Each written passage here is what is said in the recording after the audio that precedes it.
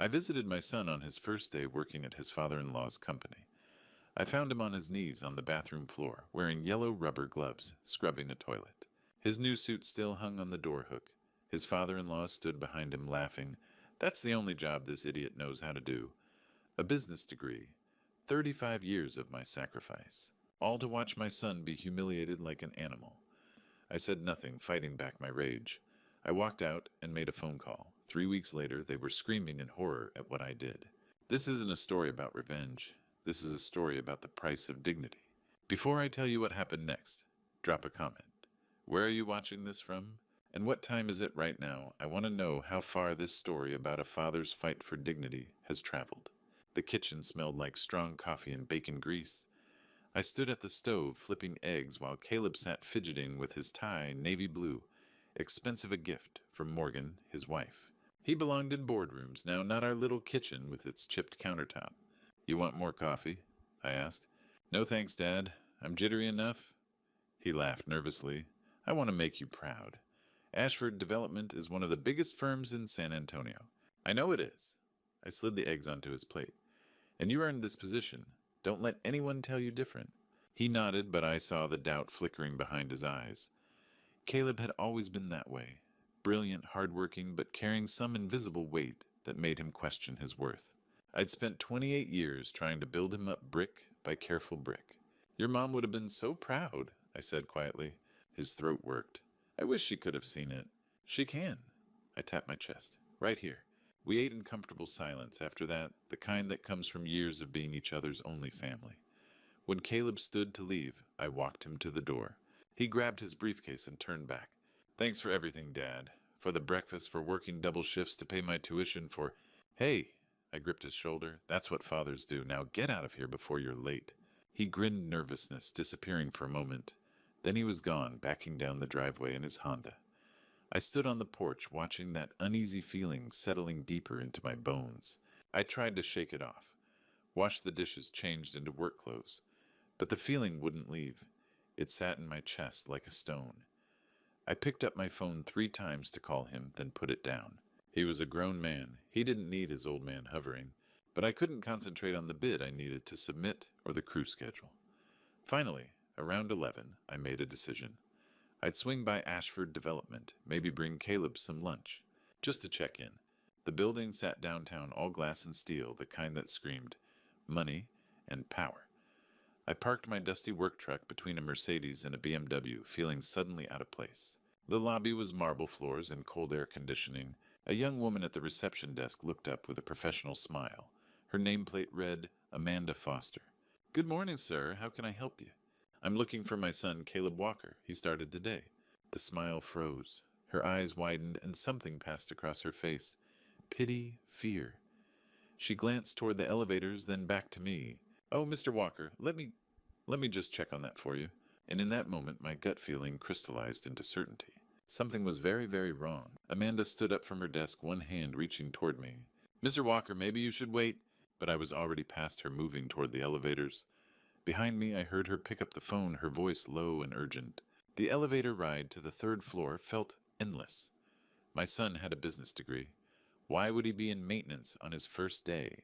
The doors opened to a sterile hallway. I followed the signs until I found a utility corridor. Voices echoed ahead, laughter, male voices. One of them made my skin crawl. I rounded the corner and stopped. Through the half-open door, I saw my son on his knees in front of a toilet, wearing yellow rubber gloves that went up to his elbows. His suit jacket hung on a hook. His white shirt was damp with sweat. He held a scrub brush, shoulders hunched in a way that made him look broken. Standing over him was a man in his early 50s, silver hair perfectly styled, wearing a suit that probably cost more than my mortgage. 2 other men flanked him, smirking. This is the only service this idiot knows how to do. The silver-haired man's voice dripped with contempt. He's got a business degree and can't even scrub a toilet properly. The other men laughed. Then I saw her. Morgan stood off to the side in a designer dress, arms crossed. She wasn't laughing, but she wasn't stopping it either. The slight smile on her face made my stomach turn. Caleb looked up. Our eyes met. Time slowed down. Shame washed over his face. His eyes were red. He'd been crying. He tried to mouth something. Please, don't. I couldn't tell. But I understood. My boy was begging me not to see him like this. Something inside my chest cracked clean through. Can I help you? The silver-haired man turned toward me, irritated. I'm Caleb's father. His expression shifted to amusement. Ah, Mr. Walker. Your son is learning the business from the ground up. Literally. He gestured at the toilet, and his cronies chuckled. So this was Grayson Ashford. Caleb, I kept my voice steady. Get up. He's not finished. Grayson's voice sharpened. He's on company time. Every muscle in my body wanted to cross that room and put my fist through Grayson Ashford's perfect teeth. I'd spent 35 years swinging hammers. One punch. That's all it would take. But Caleb shook his head, just slightly. Don't make it worse. I forced my hands to unclench. We'll talk later, son. I looked at Grayson. You and I will talk too, Mr. Ashford. Grayson waved a dismissive hand. I'm a busy man. You'll make time. I walked back to the elevator before I did something I'd regret. The doors closed. I was alone. I pressed my palms against the cold metal walls and squeezed my eyes shut. No one gets to do this to my son. The lobby was a blur. Outside, the Texas sun hit me, but I felt cold. I sat in my truck, hands gripping the steering wheel. Then I pulled out my phone and dialed. Gerald, it's Jack Walker. I need your help. Something big. Jack, what's going on? You sound... I need you to investigate someone. Grayson Ashford. I want to know everything, his company, his finances, his weaknesses. Everything. Gerald went quiet on the other end. We'd known each other 20 years. He knew I didn't ask for things like this lightly. How deep? He finally asked. As deep as it goes. Give me until tomorrow morning. I hung up and sat in my truck for another 10 minutes, staring at nothing. Then I drove home. The house felt too quiet. I paced the kitchen, trying to burn off the rage still simmering in my chest. On the mantel sat an old photo. Caleb at his college graduation cap and gown, that huge smile. Next to it, a picture of my wife, Maria, holding baby Caleb in her arms. I'd spent 28 years building my son up. 3 hours for Grayson Ashford to try to tear him down. Not just get Caleb out of there. That wasn't enough anymore. This required something bigger, something permanent. By 10 that night, I'd made my decision.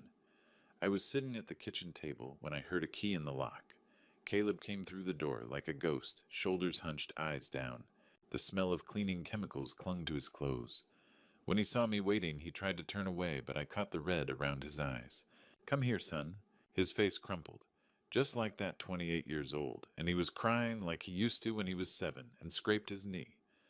I stood up and pulled him into my arms. It's not your fault, I said into his hair. None of this is your fault. He shook against my chest. I'm sorry you had to see that, Dad. I'm so sorry. You've got nothing to apologize for. We stood there until his breathing steadied. Then I guided him to the couch, the same one he used to fall asleep on watching cartoons. He sat down heavy, like his strings had been cut. Grayson said I'm learning from the bottom up, Caleb said quietly. Morgan said it's just temporary. But Dad, it's only been 3 hours and it feels like forever. My jaw tightened. How long is this supposed to last? He said, 6 weeks. Then I'll get a real position. Caleb's voice was hollow. If I can prove myself? 6 weeks. I filed that number away. Listen to me, Caleb. I leaned forward, hands clasped between my knees. Can you hold on a little longer? Can you trust me? He looked up confused. What do you mean? Just trust me. Keep your head down. Do what he says. And in a few weeks, everything's going to change. Dad, what are you... Trust me. Something in my voice must have convinced him because he nodded slowly. The next morning, my phone rang at 7. Gerald. Jack, I did some preliminary digging on Ashford Development. You're going to want to hear this. I poured myself coffee, phone pressed to my ear. I'm listening. The company's drowning in debt. Bad investments, over-leveraged properties, the works. If someone doesn't bail them out in the next 3 months, they're done.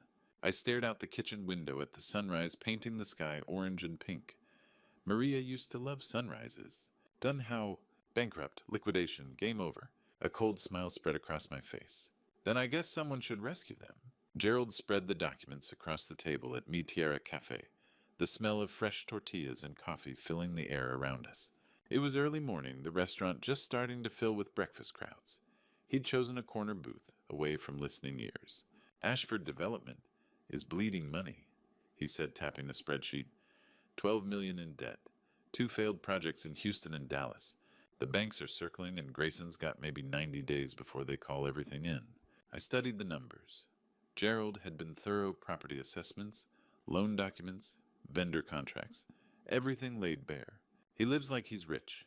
Gerald continued sliding over another page. But the mansion's mortgaged to the hilt. The cars are leased. It's all smoke and mirrors, Jack. One strong wind and the whole thing collapses. How much would it take to buy him out? Gerald looked up sharply. You're talking about 7, maybe 8 million to acquire the majority stake and assume control. He paused. Jack, that's serious money. I have it. His eyes widened. You what? 35 years of living small, Gerald. I bought rental properties during the 2008 crash when everyone else was running scared. I invested in stocks when they were dirt cheap. I drove the same truck for 15 years. I met his eyes. I lived small, so Caleb could live big someday. That's your retirement, your entire life savings. Money grows back, dignity doesn't. Over the next 3 weeks, I watched my son endure hell while I built my war machine. Week 1. Caleb scrubbed toilets while Grayson inspected his work like a drill sergeant, making him start over for imaginary streaks. Week 2, he ate lunch alone in the break room until Thomas Reynolds, an older maintenance worker, sat down beside him. Don't let them break you, kid, Thomas had said. Caleb told me about it during one of our brief phone calls, his voice grateful for even that small kindness. Week 3, Grayson paraded him in front of potential clients. This is my son-in-law, he'd announced with a smirk, learning humility from the ground up. At home, Morgan fed him lies.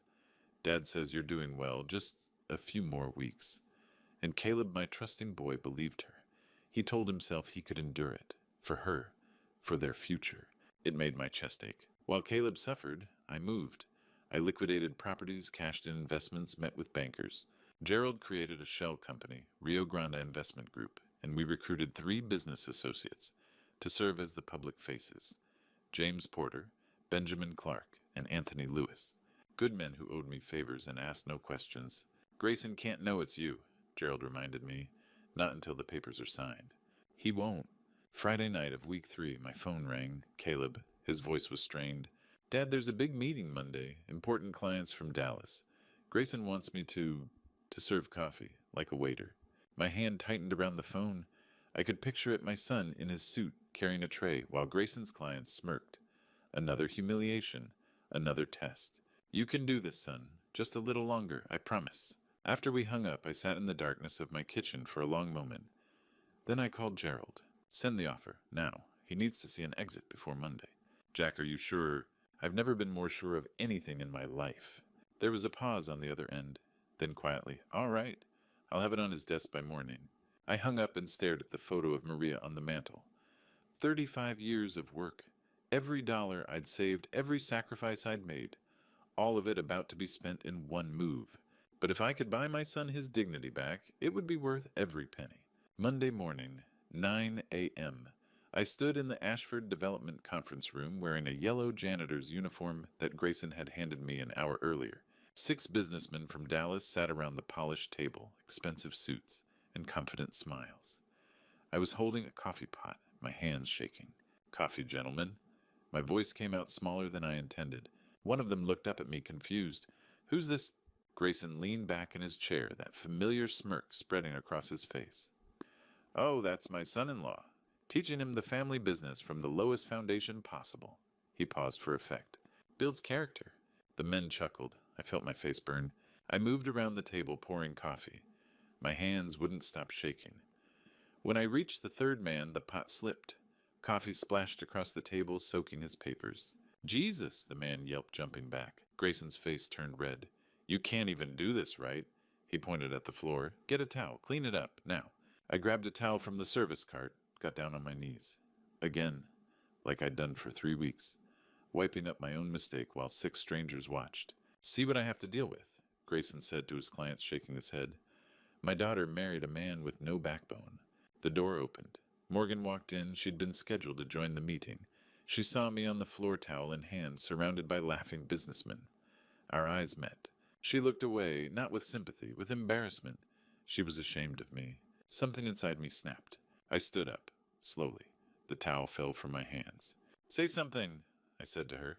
My voice was quiet but steady. Caleb, don't make a scene. Say something. She glanced at her father, then back at me. Not here. I quit. The room went silent. Grayson's smirk vanished. What? I quit. Louder this time. I've had enough. I pulled off the yellow uniform shirt and dropped it on the floor. Underneath, I wore just a plain t-shirt. I walked toward the door. Caleb, you can't just... Morgan started. Watch me. I was halfway to my car when I heard heels clicking behind me. Morgan caught up, grabbing my arm. Caleb, wait. You're embarrassing me. I turned to face her. I'm embarrassing you. My father gave you an opportunity. You just threw it away. Your father was humiliating me. And you let him. Her expression hardened. You're weak. You're just like your father. You'll never be more than working class. The words hung in the air between us. For 3 weeks, I'd told myself she loved me, that this was temporary, that we were building a future together. You're right, I said quietly. I'm just like my dad. His calloused hands have more integrity than your entire family in their designer suits. I got in my car and drove away. 10 minutes later, sitting in a parking lot somewhere, I called my father. My hands were still shaking. Dad, I quit. I couldn't take it anymore. Come home, son. I'm sorry, I failed. His voice was firm. No, Caleb, you just won. I didn't understand what he meant, but something in his tone steadied me. I hung up and pressed my forehead against the steering wheel. Back at my house, I set down the phone and immediately dialed Gerald. Change of plan. I want that offer on Grayson's desk today, and I want the meeting this week. Jack, we're not ready. Make us ready. It's time to end this. The FedEx envelope arrived at 4 p.m. marked urgent. Grayson tore it open at his desk, Douglas Fairfax and Lawrence Bennett, watching from across the mahogany surface. Rio Grande Investment Group, Grayson read aloud. His eyes scanned the letterhead Austin address, professional formatting. The letter was direct intent to purchase 60% of Ashford Development Corporation for $8 million. Cash offer. 72-hour response deadline. Douglas leaned forward, reading over Grayson's shoulder. They're legitimate. Austin-based, tech and real estate investors. I can verify them. Who are they? Grayson's voice was sharp. Lawrence cleared his throat. Sir, with respect, we need this. Grayson's jaw tightened. Explain. The accountant slid a spreadsheet across the desk. We have $3 million due to the banks next month. Another $2 million in contractor liens. Payroll's already 2 weeks late. Without an injection of capital. I know the situation, Lawrence. Then you know we're out of options. Douglas's tone was careful. If you don't take this offer, the bank forecloses. You lose everything. At least this way you keep 40% and the company survives. Grayson stood walking to the window overlooking downtown San Antonio. His father had started this company 40 years ago. He'd built it into something powerful. And now some faceless investors from Austin wanted to take it from him. His phone rang. Douglas picked it up, listened, then held it out. It's them. Rio Grande. Grayson took the phone. This is Ashford. Mr. Ashford Gerald Morrison with Rio Grande Investment Group. The voice was professional cool. I trust you received our offer. I did. I need time to consider. We're prepared to move quickly, but we have other opportunities if you're not interested. Who's behind your group? I want names. Confidential investors. Standard practice. You'll meet them if you accept the terms. A pause. 48 hours, Mr. Ashford. That's all you have. Your letter said 72. We're expediting. 48 hours or we move on. The door opened. Cecilia walked in designer dress and worried eyes. She must have heard from someone downstairs. What's happening? Grayson covered the phone. Investment offer. They want to buy majority control. How much? $8 million. Her face showed relief, not concern. Take it. I don't want to lose this house. Grayson looked at his wife, then at Douglas and Lawrence. Both men nodded. He uncovered the phone. I want to meet them, in person. And that can be arranged. Thursday morning, 10 a.m. Hotel Emma private conference room. We'll be there. The line went dead.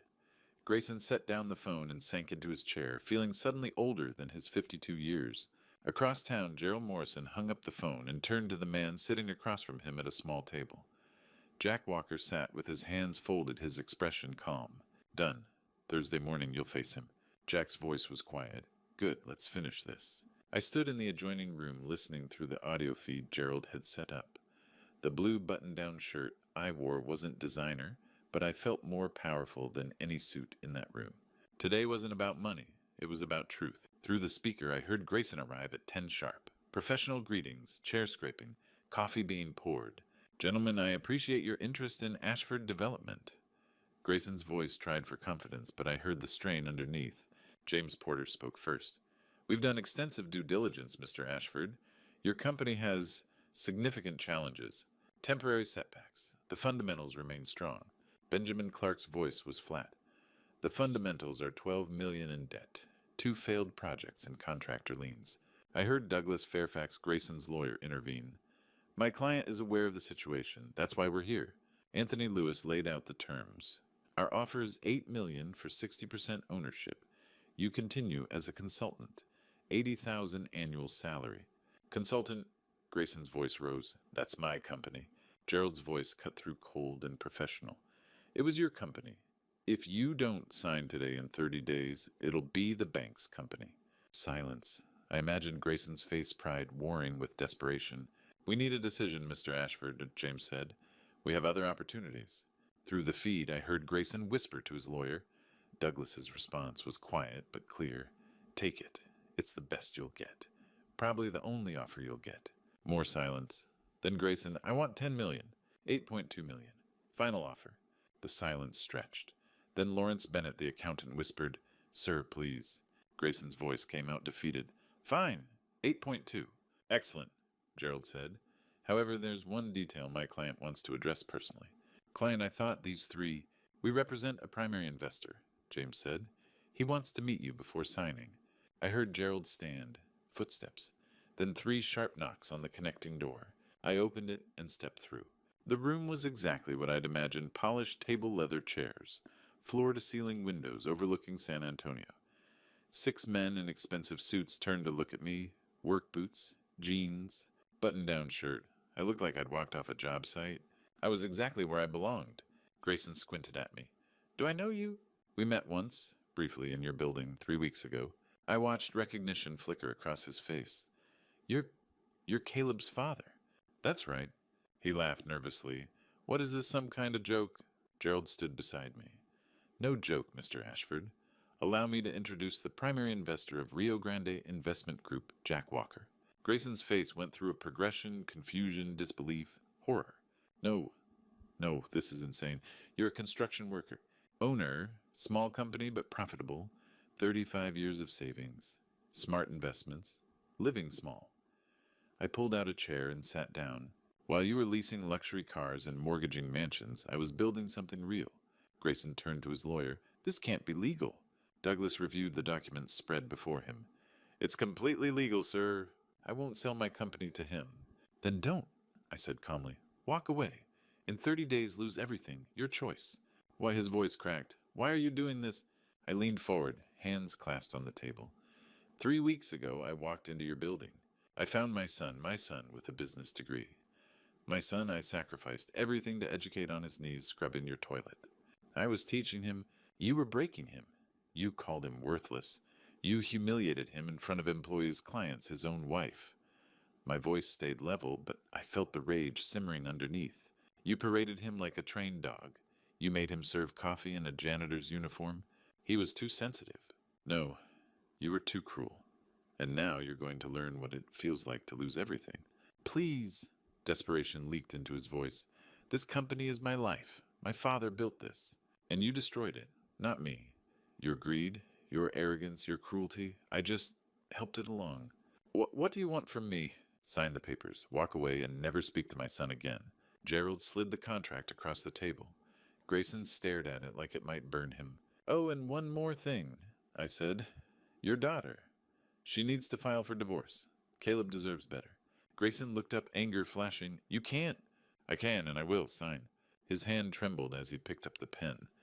I watched him sign page after page, his signature getting shakier with each one. Douglas notarized. Gerald collected the documents. It was done. I'll sue, Grayson said, voice hollow. I'll fight this. Go ahead, Gerald replied. You'll lose, and waste what little money you have left. I stood to leave. At the door I paused. By the way, Caleb starts as CEO Monday morning. You'll report to him regarding your consultant duties, if you choose to stay.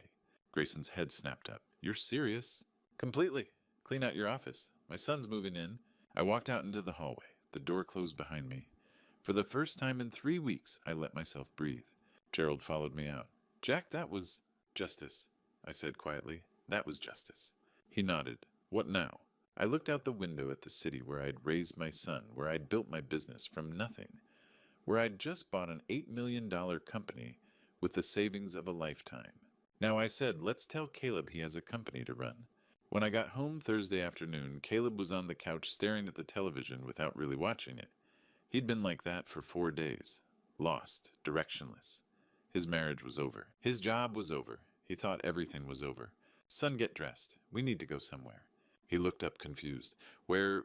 You'll see. In the truck heading downtown, he finally asked, Dad, where are we going? Ashford Development. What? No, I'm not going back there. You are, but not as a janitor. I told him everything. The investigation. Gerald. The phantom investors. The $8 million buyout. Thursday's meeting. Grayson signing with trembling hands. He went silent, staring out the window as San Antonio passed by. Finally, his voice cracked. Dad, you spent your entire life savings for me. Not for revenge, son, for justice. There's a difference. What happens now? I pulled into the Ashford parking lot and put the truck in park. Now you show them who you really are? Amanda looked up from the reception desk as we walked in. Her eyes went wide, then filled with tears. Amanda, this is your new CEO, Caleb Walker. She came around the desk and hugged him. I'm so glad. I'm so sorry I didn't. It's okay. None of this was your fault. We took the elevator to the executive floor. Grayson's office, Caleb's office, now had been cleared out. Empty desk, bare walls. Caleb walked to the window and looked out at the city. You ready? I asked. He nodded. The conference room was packed. 80 employees, anxious and uncertain. I stood at the front with Caleb beside me. This is Caleb Walker, your new CEO. Some of you know him. Some of you witnessed. Things that should never have happened. That ends today. I stepped back. Caleb stepped forward. 3 weeks ago, I was on my knees in this building scrubbing toilets. Some of you saw. Some of you looked away. I don't blame you. I understand fear. I felt it every day. His voice got stronger. But the fear ends now. This company will be different. You'll be treated with dignity. All of you, from maintenance to executive.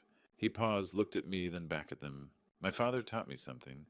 How you treat people when you have power shows who you really are. The man who ran this company before showed you cruelty. I'll show you respect. If you want to stay, you're welcome. If you want to leave, I understand. But if you stay, we'll build something better. Together.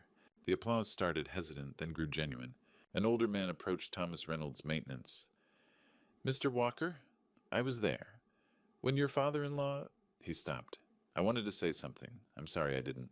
Caleb shook his hand. You're saying something now. That's what matters. Later alone in the office, Caleb sat at the desk. I don't know if I can do this. You already did the hard part. You survived. Now you just lead. I hugged him and left him there.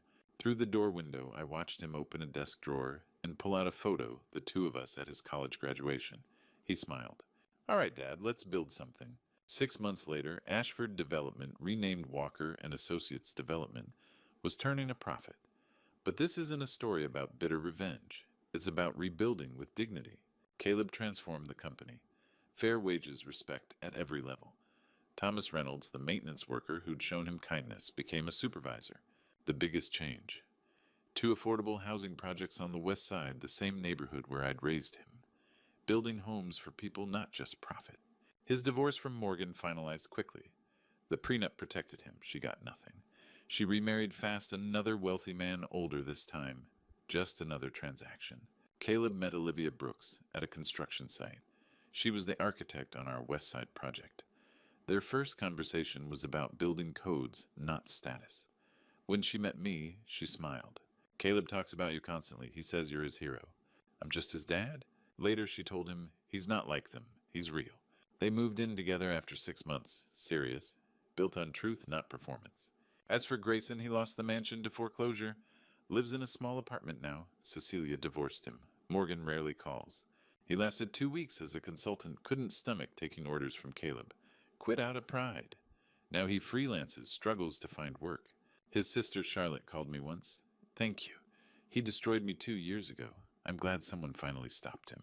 I saw him at a grocery store, older, tired, alone. Our eyes met. I nodded. He looked away. I felt no satisfaction, just completion. I retired at 62. Still live in the same small house. Caleb visits. Every Sunday brings Olivia. I make breakfast. Some traditions are worth keeping. People ask if I regret spending $8.2 million. I don't. Money grows back. Dignity doesn't. They ask if it was revenge. It wasn't. I didn't destroy Grayson, he destroyed himself. I just accelerated the process. Revenge is hurting someone back. Justice is restoring balance. Here's what I learned. Wealth isn't what you have. It's what you're willing to give up for the people you love. I think about Maria sometimes. Honey, if you're watching, our boy made it. He's happy, successful, and kind. We did good. Last Sunday over breakfast, Caleb set down his coffee. Dad, Olivia and I are engaged. I couldn't speak, just stood and hugged them both, tears running down my face. Olivia took my hands. We want you to walk me down the aisle. My father wasn't in my life. You're the father figure I always wanted. I looked at them planning a future together, laughing, genuinely happy. This is wealth. This is success. 5 years ago, a rich man taught me something. The tallest towers fall the hardest. But he taught my son something more important. Your value isn't determined by how others treat you. It's determined by how you treat yourself. Caleb could have stayed, could have endured, but he chose dignity, and that choice saved him. Looking back at this true story, I see my mistakes clearly now. I waited 3 weeks before acting. 3 weeks while my son suffered. Don't be like me, don't wait for proof. If you see someone you love being destroyed, trust your instincts. I also almost let anger guide me. I wanted revenge, not justice. The difference revenge would have made me just like Grayson. Justice restored what was broken.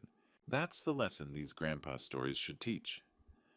Your response to cruelty defines you more than the cruelty itself.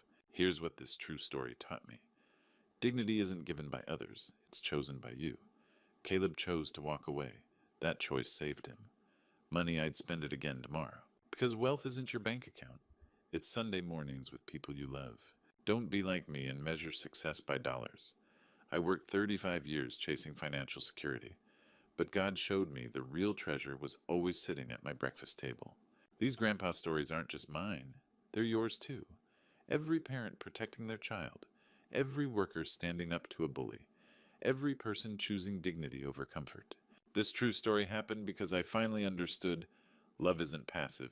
It fights, it sacrifices, it transforms. If these grandpa stories meant something to you, I'd be grateful if you'd share them.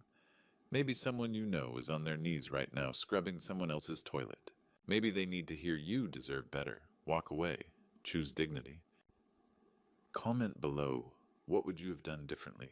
Subscribe if you believe stories like these matter. Your dignity is all you really have. Protect it.